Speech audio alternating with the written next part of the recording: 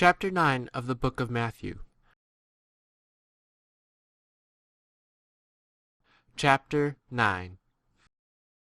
And going on board the ship, he passed over and came to his own city. And lo, they brought to him a paralytic laid upon a bed.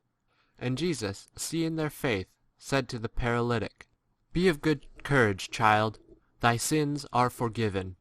And behold, certain of the scribes said in themselves, This man blasphemes. And Jesus, seeing their thoughts, said, Why do ye think evil things in your hearts? For which is easier, to say, Thy sins are forgiven thee, or to say, Rise up and walk? But that ye may know that the Son of Man has power on earth to forgive sins. Then he saith to the paralytic, Rise up, take thy bed, and go into thy house. And he rose up and went to his house. But the crowd, seeing it, were in fear, and glorified God who gave such power to men.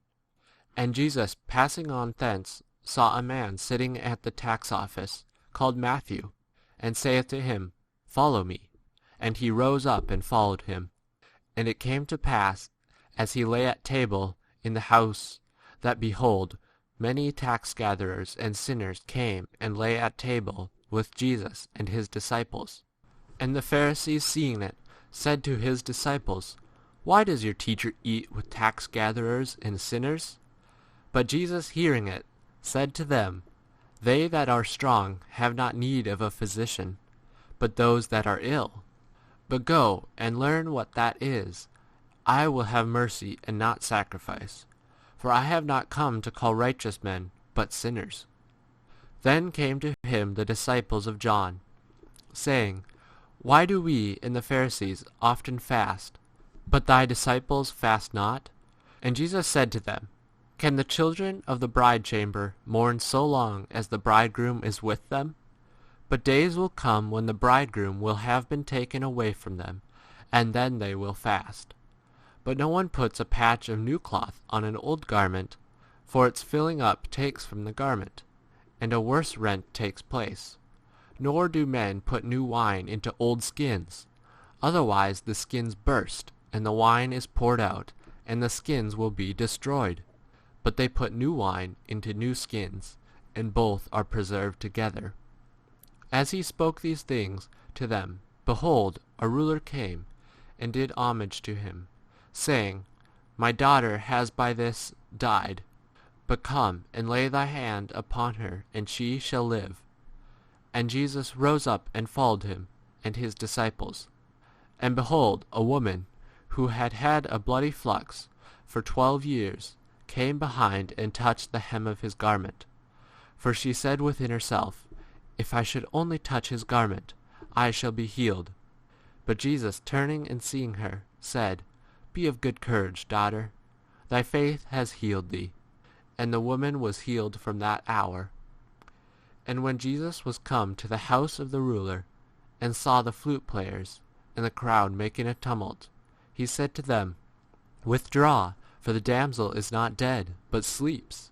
And they laughed at him.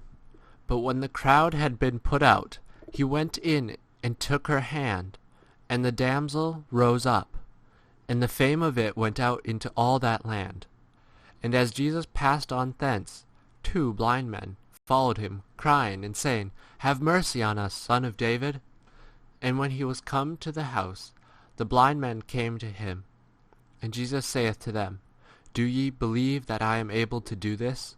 They say to him, Yea, Lord. Then he touched their eyes, saying, According to your faith be it unto you. And their eyes were opened. And Jesus charged them sharply, saying, See, let no man know it. But they, when they were gone out, spread his name abroad in all that land. But as they were going out, behold, they brought to him a dumb man possessed by a demon. And the demon having been cast out, the dumb spake. And the crowds were astonished, saying, It was never thus seen in Israel. But the Pharisees said, He casts out the demons through the prince of the demons.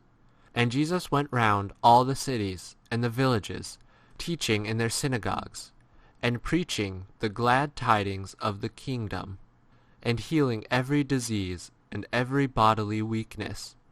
But when he saw the crowds, he was moved with compassion for them, because they were harassed, and cast away as sheep not having a shepherd. Then saith he to his disciples, The harvest is great, and the workmen are few. Supplicate therefore the Lord of the harvest, that he send forth workmen unto his harvest.